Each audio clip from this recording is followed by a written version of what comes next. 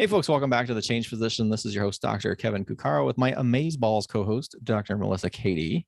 And this is part two of our discussion, which is relevant to the new year on personal, professional, and the podcast goals, the P.P.P. Are you down with P.P.P? I am down with P.P.P. You're down with P.P.P. That's good. So the first episode, we were sort of really having a discussion and more of a back and forth about personal goals and goal setting and what has kind of worked for us or not worked. And that kind of delved into some personal things, like the fact that you're pretty structured and you're sort of intrinsically driven, and me knowing the strengths of how and all this intrinsic stuff, I still have a lot of external, I use a lot of extrinsic motivators and structure to get things done.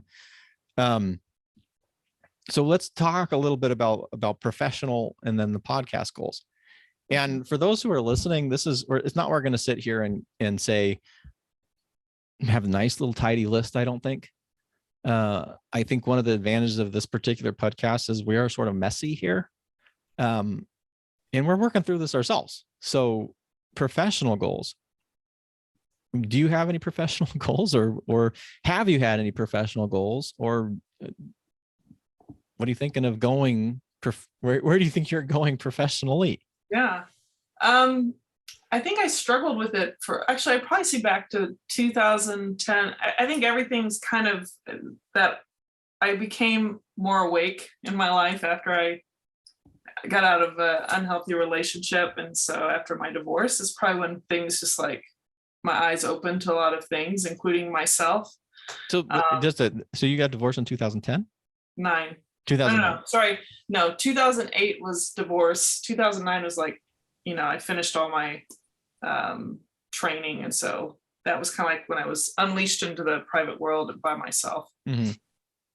I had to think about that. 2008 got divorced and then finished fellowship end of 2009. So I had some more money and time on my hands, probably to explore and do the things I wanted to do. And, but I was of a different mindset of, I don't want to be confined to a full-time job where I sacrifice everything, mainly my time, for everyone else. So I purposely worked, I think, like 2 or 3 days a week right out of my pain fellowship. And, eventually moved into the 4 days a week, and I started getting locked into that. And I think over the years, as an employee, I really struggled with, it probably is a lot of my life where I just don't like being told what to do. If I'm really honest with myself.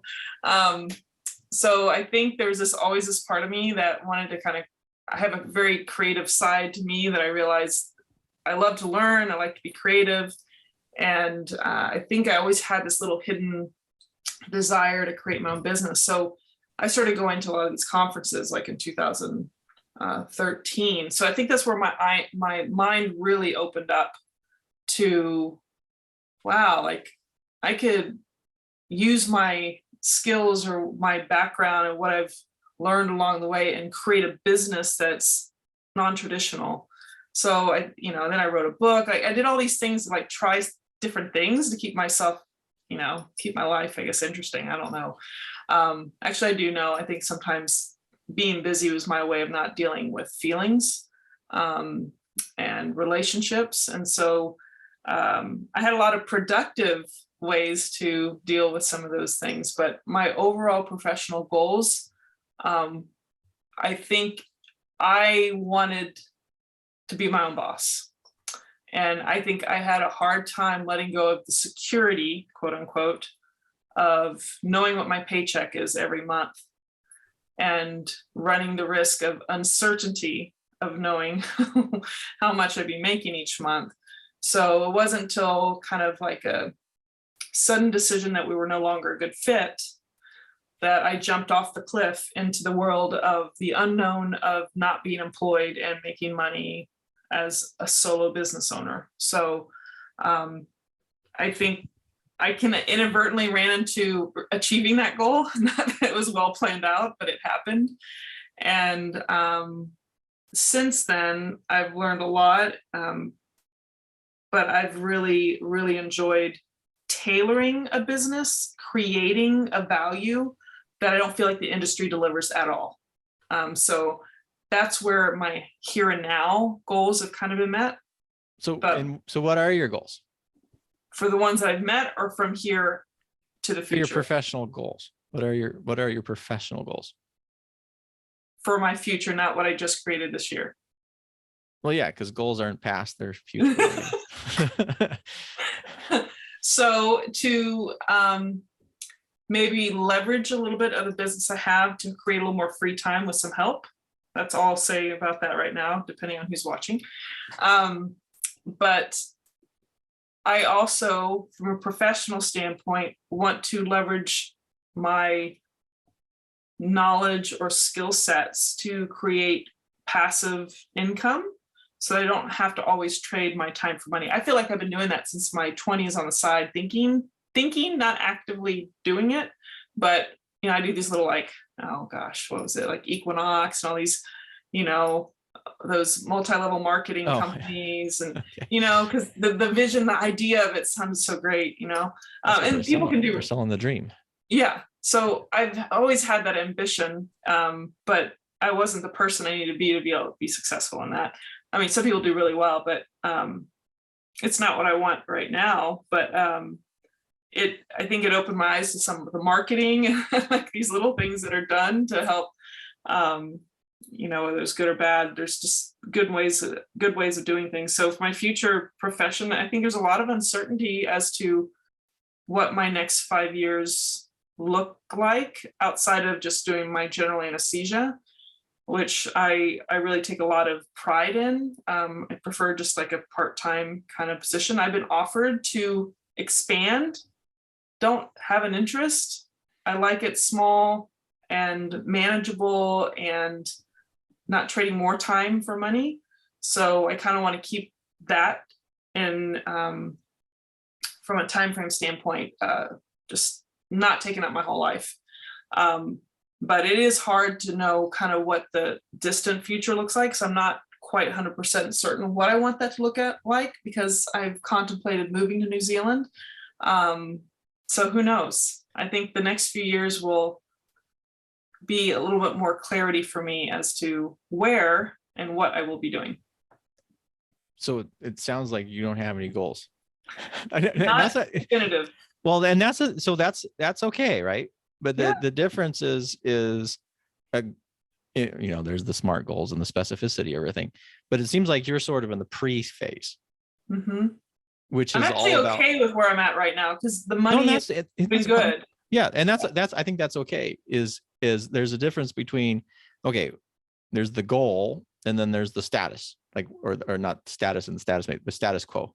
Like if you're just comfortable doing the things that you're doing, that's one thing. If you are for a professional goal, I think is when we sort of identify where it is or what we want to achieve or do, and then head in that direction. And I'm not picking on you, by the way. No, I'm fine. Because I'm there a lot too, is where you're just like, well, I think I want this. And it's really hard to again identify. Well, it's really hard to set goals if you don't know where you want to go with it. Like if you're not really sure. How about one thing I do know? I know what I don't want. And I think that's good. I don't want to be a full-time anesthesiologist. I might feel like it right now around the holidays, but I'm more than just an anesthesiologist. And that's how I've always seen myself. So I that's the only thing I know. Well, and that's the inverse of the whole goal thing. It's like either you can derive where it is that you want to go, or you can work around what it is that you don't want to do.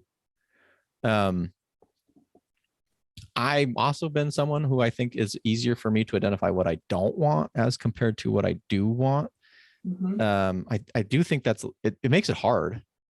I think that's a little bit more nebulous. I think the growth standpoint is a little bit harder when you don't know where you want to go.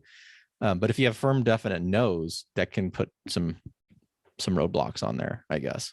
Does that make sense? Yeah, I think so. Yeah.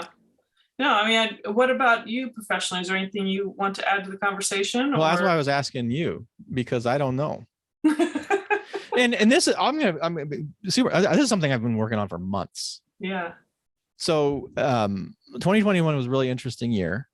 Yeah. So 2013 for me was when I left my old group and kind of transitioned to my own thing. And I worked basically as, an entrepreneur, but I feel more in many ways. I wasn't developing any systems, so I was much more of a freelancer. If you're doing all the work all the time, that's more of a freelancer than actually creating a business. Yeah. And then I did okay with that. I mean, it's really, really hard for anybody who's out there and they're talking about physician side gigs and transition out of medicine. I'm going to be brutally honest. The way that we are paid as physicians, it is incredibly difficult to do something outside of being a physician and get reimbursed the same. Yeah. There are some people that do it. They are the few and far between. You can still do very well. So I will say, in my entrepreneur and my freelancing space, when I was doing consulting and creating programs and working in clinical education, I was probably making more than most. In fact, I know I was making more than most Americans would. But that is nowhere if you're looking at average physician salaries at I forgot it was 250 or something, 250,000 a year. Mm-hmm. It wasn't there. I guarantee, it's particularly if you average it out over the 8, 9, 10 years there. It wasn't averaging 250,000 a year. So I just, that's sort of a waking point. But then in 2020, I transitioned into an employed position, a non-clinical employed position at the end of 2020, really 2021. And so it's been really kind of trying to figure out what you want, right? I don't see this is an employed position. It's not like I don't want to become, I don't even know where I could go. I don't want to be president of this, whatever. I don't want to pursue this. So it's not something I'm interested in. I have all the stuff I've been doing on the side where I have a lot of training and I have a lot of programs I've created and I've taken people through, and those are all still there, but I haven't worked on those. So it's trying to figure out, what is it that I want? Where professionally where I want to go. And I'm really disappointed in you, Melissa, because you didn't provide me any answers with this or anything. Oh yeah, that sounds really good. Because it's something I struggle with, it's in the other part of, sometimes I'm for 2020, what I basically did was I've been kind of pushing myself for a long time. Now I know I get a paycheck. There's something about going in at a certain time and leaving at a certain time, which I don't think I've ever done in ever, since college. I think having actual time that you're actually going to get off, the clock hits, you can leave. Whoa, that's not medicine. Yeah.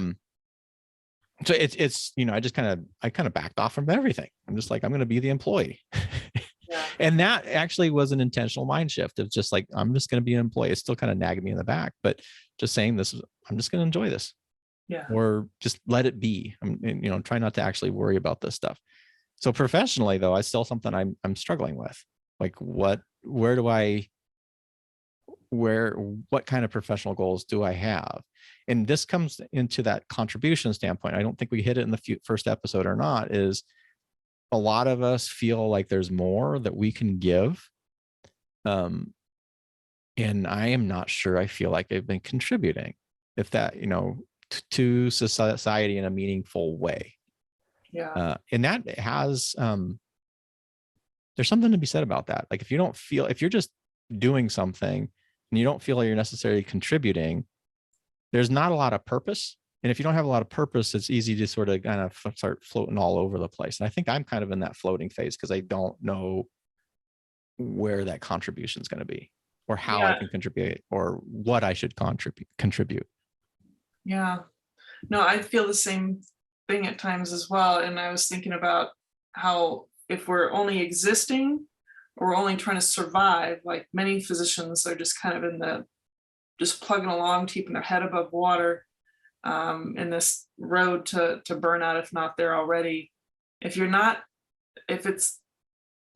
thriving, it's hard to be in that meaningful pursuit and making a difference and feel like you're really putting all your gifts into a place that makes a difference in this world. And I've actually recently thought about just this man's vision. I haven't even brought it up to you before, but it started in the 1990s, but how it's grown, the legacy this guy will leave for 28 years of what he does with the homeless to create communities and meaning. And I just think I want to be involved with something like that. Like, and I feel that you got to fill that out a little bit, because I'm clueless. So there's a guy who worked with homeless people, and so this gentleman has created a community of tiny homes. Basically, he's collaborated with all these people to donate. It started with a truck giving food to the homeless, but this vision with 5 other men created this multiple acreage place in Austin where they've created tiny homes, gardens, like a self-sustaining community and dignified income for these homeless. And it's like $200 to $400 a month. They have to pay rent. They have to do something. They have to contribute. They have works things they do, like artistic steel work, artist stuff. They have a store. They make 100% of the proceeds of the public that buy gifts. They've got an automotive place. They've built this over the years into this.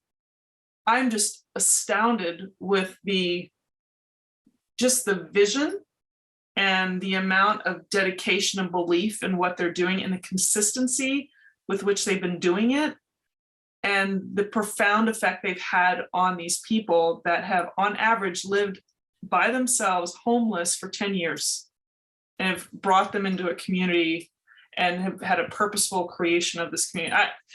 I bring that whole story up. It's called Mobile Loaves and Fishes. And I think it's a ministry that kind of went into creating this, but it makes me want to be part of that. I have actually volunteered once with them, but when you think of meaning, those are the things that hit my heart when I see those things. I mean, I'll cry just watching those because I'm just like, this is amazing.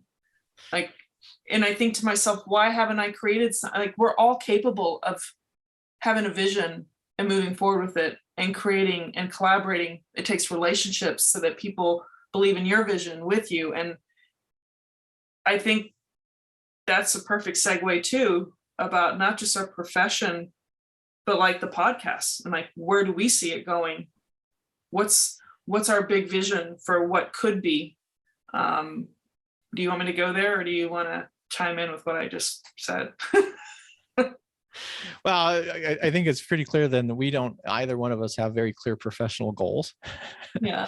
And I think that's okay. I think it's, as long as you are aware, I do think that awareness keeps coming in. And that's the difference, because you were just kind of pull back a little bit where you were talking about where you're swimming, like, or you're drowning, like a lot of physicians are sitting there drowning or dog paddling or whatever. If you were so stressed out that you can't even rise and think, you have no idea. Somehow you got to get a little space in there so that you can at least become more aware, so that you can start intentionally dog paddling to a shore rather than in the middle of the raging river of freaking chaos, which is still going on. So being aware that you are not clear as where you want to go is better than being unaware and just randomly paddling. I would think that was one. We touched on the fact that mastery and purpose, or this really sense that you are contributing, is really important. I think a lot of us went into medicine to do that. And then when we actually go out into practices, it becomes very, very difficult. I think physicians, one of the advantages is that we can really make a profound impact on individuals. And I think sometimes we tend to forget the individuals that we touch, because we get lost in the system that overwhelmingly kind of takes away and disempowers us, where we don't have that sense of purpose anymore. We don't have that sense of autonomy anymore, because we can't even control our schedules or being told what to do. But that's, that understanding that there's more and wanting to contribute is key. And I think for us with the podcast, this discussion is, well, what does that mean for us? Where when you have a podcast, because there's a lot of podcasts out there, certainly more than there were 10 years ago, which is just, I mean, it used to be there were no physician podcasters, and now there's like every physician seems to have a podcast. And I enjoy talking to you. It's always fun. I always learn more out of these discussions. I think one of the big takeaways for me is that when you communicate this stuff, you come away a better person, or at least a little bit clearer of where you want to go, or at least clearer of what the obstacles are in front of you. And so when it comes to podcasting, where do you think our future should go? Well, I think we ask each other the same question. What is it who's our audience? What does our audience want from us? Or what do they need? I felt like a lot of knowing where we had been and where we have been and are, I think we both have been on a journey that we both know the power of not feeling alone, and to feel some sense of hope, and to maybe explore some options that are out there so that we can tap into the possibilities. So for me, I feel like that's something you can offer directly in a podcast episode or multiple episodes or interviews with other people, which to me creates such an amazing variety and exposure, not just for the individuals we interview, but just different stories, because I think there's something that we get out of it through that. But in a bigger, like, my dream would be to, and this is important to say, because if we want to realize these things, and of course our goals can always change. The market. You're hedging. Yes. I would say that the dream would be to have a place where physicians feel like the burnout almost like escapes them, leaves them. They feel a sense of camaraderie with people that know what it's been like to be what they've been through, but have the optimism and the entrepreneurial spirit of people that have maybe not been through that, that help give you this sense of there's so much possibility and there's so much guidance and support that anything is possible. So to create a conference that many physicians it'd be great to get CME for that, because it's about physician wellness and or business acumen, and have a place where we can, have a community where people are excited to go, versus like typical medical conference, you want to like pull your hair out. So that's my 5-year vision, I guess. Well, I like that. And we've had talks about that, about the physician community thing. And then I'm always, well, what makes us or this community unique from something that's not out there? Yeah. And I think that's very difficult to kind of put onto paper. Does that mean we're minimizing ourselves? Or? Well, I think either we're minimizing, or perhaps we're not recognizing what it is that we have, or maybe we don't have anything, in which case, why are we doing this podcast? But I still enjoy talking to you. Yeah. So, because you go, well, what's where are all the physician notices on, right? And then people, they flock to side gigs, and they flock to real estate investing, and they flock to, anything that has to do with money, right? And that's a big, outside of the physician space, that's a huge market. It's one of the biggest market there is, money. Well, what does that actually represent? Dissatisfaction in their career? Well, I think it's the easiest way for people to find some degree of, well, if I have a bunch of money, then I can take control of my life again, and I understand that. And it's not like we do dumb things, and we definitely promote good financial moves here. But I do think something gets lost when you're only pursuing money all the time, or you're only pursuing,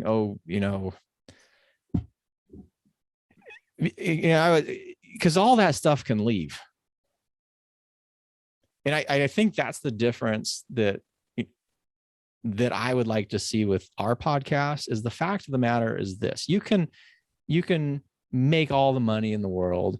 You can buy all your property and have the most passive form of investment you'll ever see.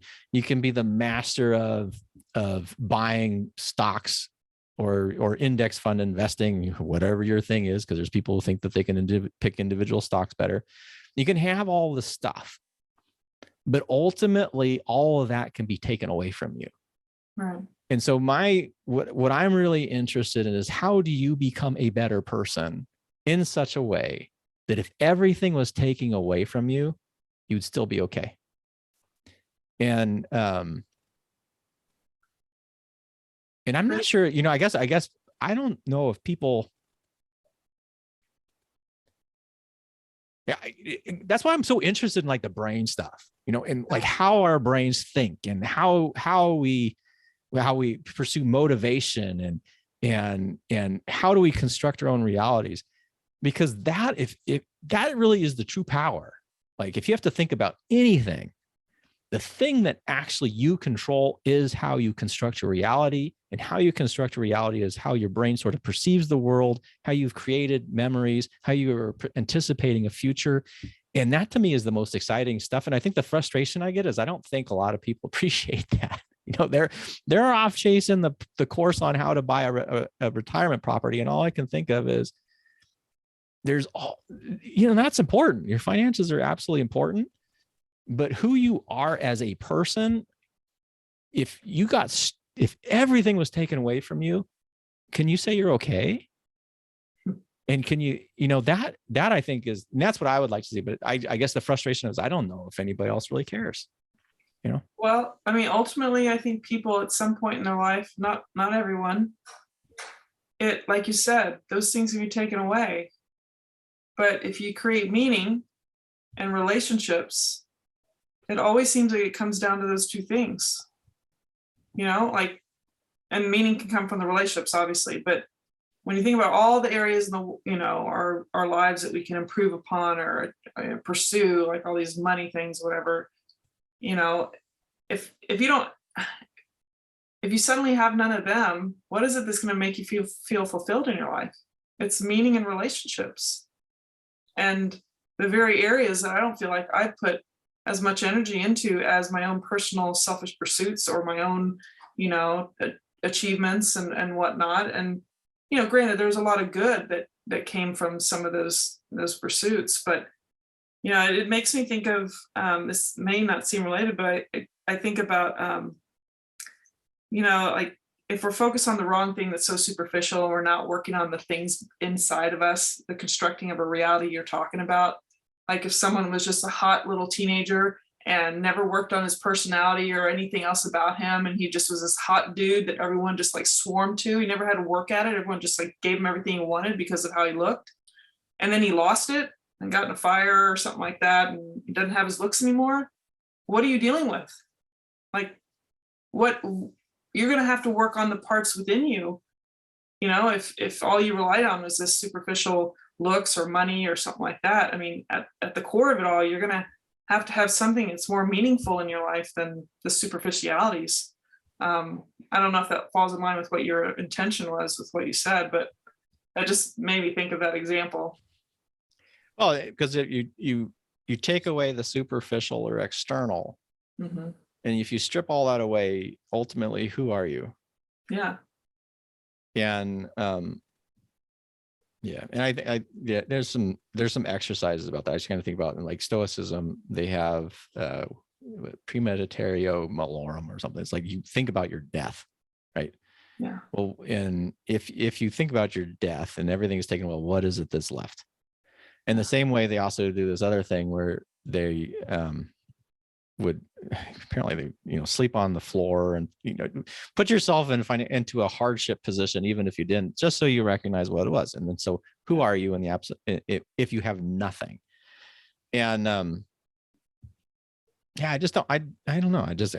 I think that's something in the whole heart of things that maybe gets missed a lot, is that you can pursue all the stuff in the same way. You can be so focused on building, being fired, and yet all of a sudden you achieve it one day, and then what if you found you have cancer the next? And that comes back. I think I've talked about this where when I was in fellowship, we had a pediatrician who was in practice with his wife, and he was just about to retire after working his butt off, like just working for 20 something years, and he had terminal lung cancer.